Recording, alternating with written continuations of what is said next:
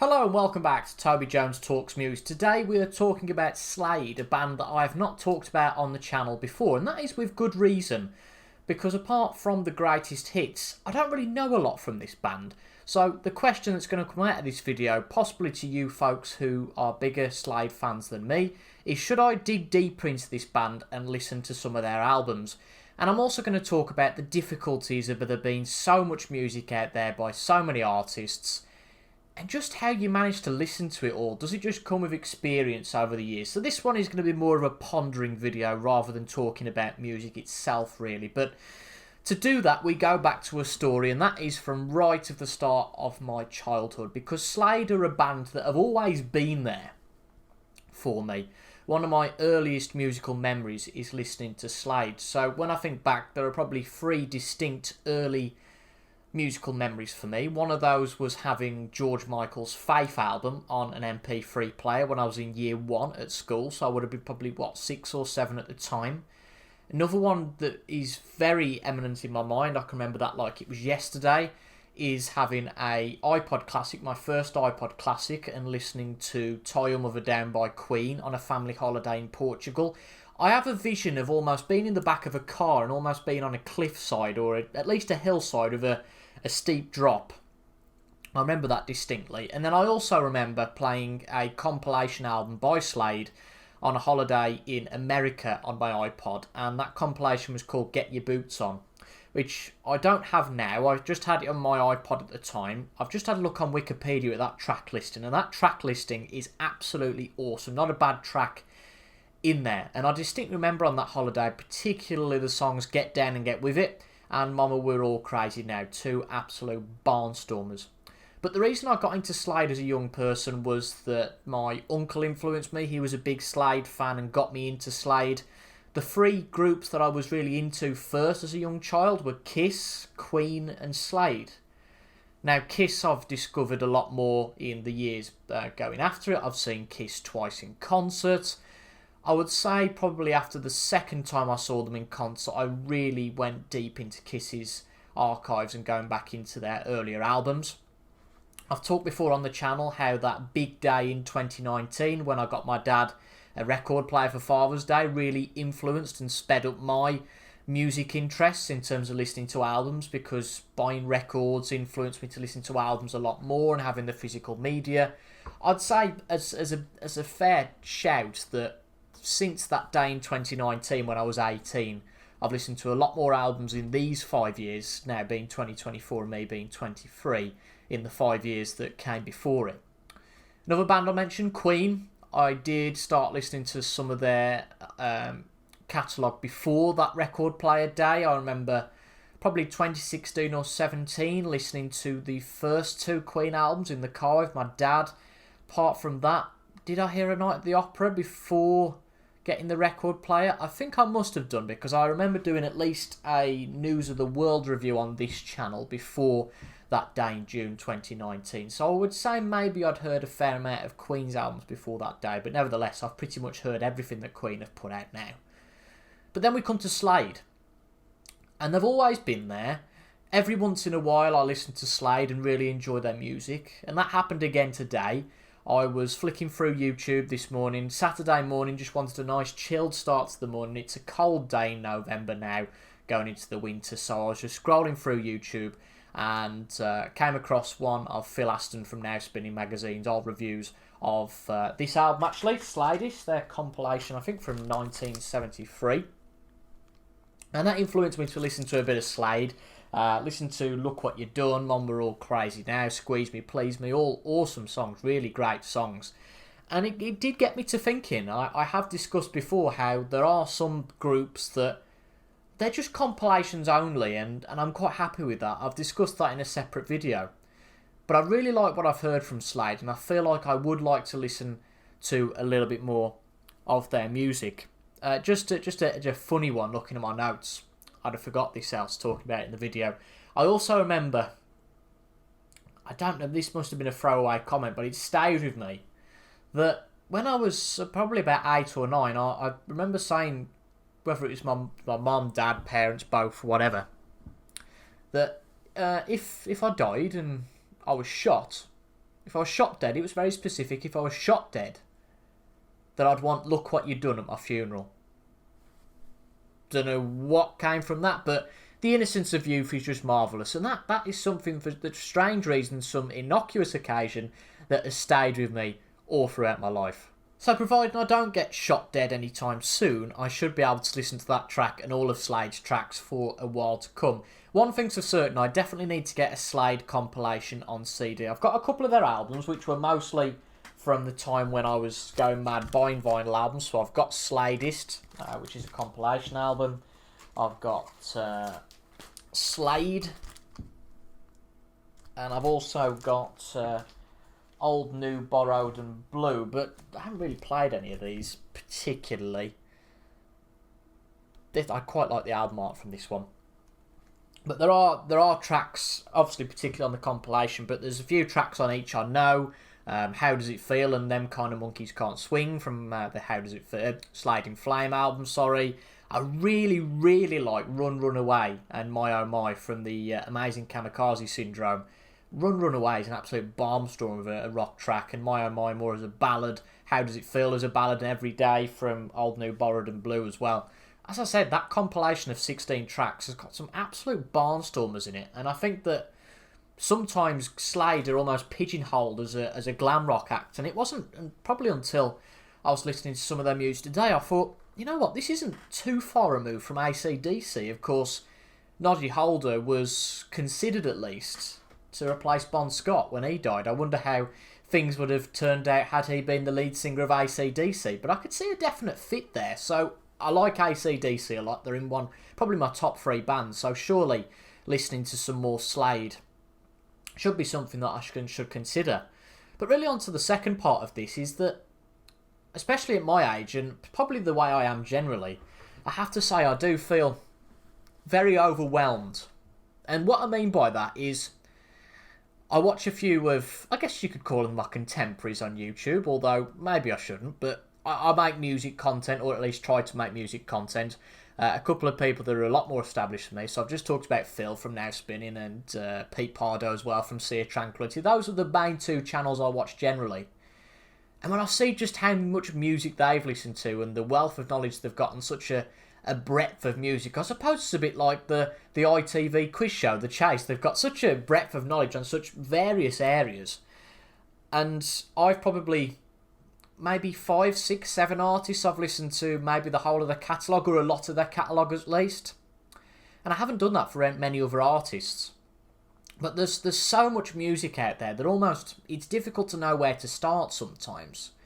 Slade's one of those that I want to go and listen to some of their catalogue. I think that would be interesting to see whether I like it. But I've just noted down some more here. Springsteen, Bruce Springsteen. David Bowie, I bought off eBay a job lot of most of Bowie's catalogue earlier. It was actually last year probably now. And apart from a few of the albums, again, I haven't really listened to that too much. Slade, I've mentioned. UFO. MSG, I've listened to their first 2 albums and the live album at the Budokan, but not much more apart from that. Whitesnake, listened to the 1987 album and Saints and Sinners, enjoyed both of those. Again, I haven't listened to much apart from that. Black Sabbath, listened to Heaven and Hell, listened to Mob Rules recently. Really enjoyed Mob Rules, so that's one I want to listen to as well. Led Zeppelin, not heard a lot from them, but again, what I've listened to I enjoy. Deep Purple, the list goes on. Megadeth, I listened to Rust in Peace. I think that was maybe last year, and absolutely adored that album. And I've listened to pockets of different things from them. I've listened to bits from Euthanasia and bits from Countdown to Extinction and bits from Peace Sells. But I don't like that bitty nature of things. I do like to listen to albums. And I think a part of that is having the physical media. Obviously, it's such an outlay to just go and buy the physical media of one artist. I did it for Bowie, but that was maybe, I don't know, £50-60 for 15, 20 CDs, let's say. If you start doing that for every artist you want to listen to, then the pile, it does quite literally pile up, doesn't it?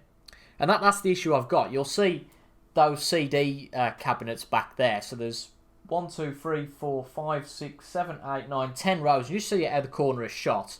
I've listened to everything on the first 3 rows. All below that I haven't listened to. And I just look at that. I look at that sometimes and just get overwhelmed and think, where do I start? Where do I possibly start to listen? I thought about this analytically before I turned on the camera. And I put it as a round number. Because I think that you need a week. If you're going through an artist, I think you need a week to digest each album. The problem I've had in the past, so I've talked in previous videos about how in 2023, let me get this right, 2023, my big artists were discovery. So in 2023 and 22, I had 2 artists that I really discovered, listened to a lot of their albums, really enjoyed. And last year it was Chris Rea. And in 2022, it was Scorpions. And on both occasions, I've gone a little bit too quick through the catalogue. And I've regretted that, because the reason I've regretted that is that I've listened to some albums once, if not twice, and thought, that's not for me, let's move on. But I think, and this has been proven so many times through my musical listening journey, that it maybe takes 4, 5, 6 occasions to listen to an album and enjoy it. So my premise there is that I've took it as a round number. It could be even less than this. You say that an artist has got 13 albums in their catalogue.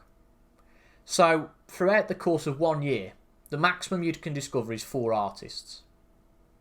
If you go for longer catalogues like Springsteen or like Bowie, you're looking more at 26 albums. So that's 2 artists a year. How many have I mentioned in this list? Springsteen, Bowie, Slade, UFO, Michael Schenker Group, Whitesnake, Sabbath, Black Sabbath, that's a new group, Sabbath, Zeppelin, Purple, 9 artists there. So just for those, you're probably looking at the best of 2.5 to 3 years. And it is a great potential, because it really does excite me, the fact that there's a lot of, I call it new old music out there. There's a lot of new music out there, but in the main I wouldn't say that interests me too much. In the main I probably like 70s and 80s hard rock, and most of those bands are, the bands that fall into that realm, and Slade to an extent. As I said earlier, you could pigeonhole them in the glam rock thing, but I don't think they are particularly pigeonholed in that glam rock, particularly some of the later tracks from their catalogue. But I guess that's also the problem with this channel as well. I've listened probably comfortably and know quite well 70, 80, 90, 100 albums. But when I try to pick out one to review on the channel, I'll give it a classic example from this morning. So I was going to look at Scorpions' Love Drive. And then I looked at the shelf and thought, it's been 4 years since Power Up by AC/DC has been released. Let's look at that 4 years on. And then I had this Slade idea. Let's talk about Slade. And I've got all these ideas in my head. And it's like, oh God, I've got to do it all now. But I guess that's not the case. But I am an impatient person in general in my life, so that does make things a bit more difficult. But I would be interested in those of you maybe are older viewers and have been music fans all your life. What's the secret? How does it happen that you get to discover such a wealth of artists? Is it just the advantage of having years on your side? I don't know, because at the age of 23, I'd probably say I've had 5 years. I'd say I've had 5 solid years at it. Anything beforehand, I'd listen to pockets of stuff and new pockets of stuff, but not to the extent that I've kind of ground stuff over the last 5 or 6 years and discovered new things.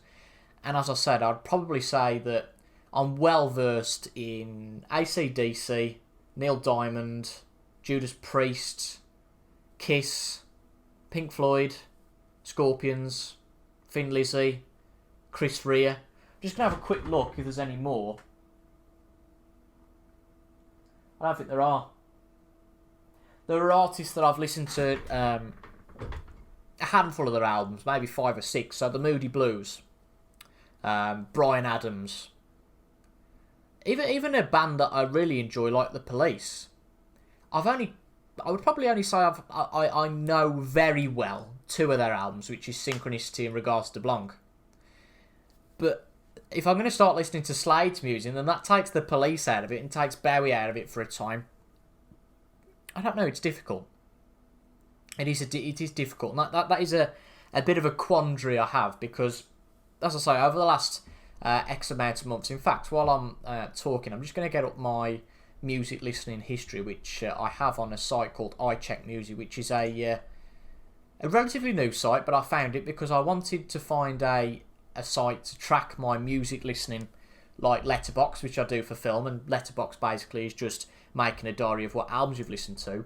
And just scrolling through that, in the last 3 months, I've probably listened to 7 or 8 new albums. What's that? 8 in 12 weeks. So, again, that's not even once a week, so that almost pushes you back a little bit more. So, as I said before, for those 9 or 10 artists that I've discussed, that would probably be 3 years, and that's with not really listening to anything else as well. So, it is difficult, but I suppose that's the beauty of this hobby, that I don't think it's never ending. There's so much music and so little time to listen to it all, because sometimes I do like discovering, sometimes I just like to hear the old favourites, because again, music is enjoyment, it's a hobby, it's a great enjoyment, you know, music is with me pretty much most of the day, most of my life, it's a brilliant soundtrack to my life. But sometimes you just want to hear the songs you've heard before and those that give you joy, and then sometimes you're open to hearing new things. And then those become the old classics, if you like, those that you enjoy really. So I don't think I've got a lot more to say on that, but I guess in conclusion to this little ramble, there are 2 questions that I ask you, the viewer.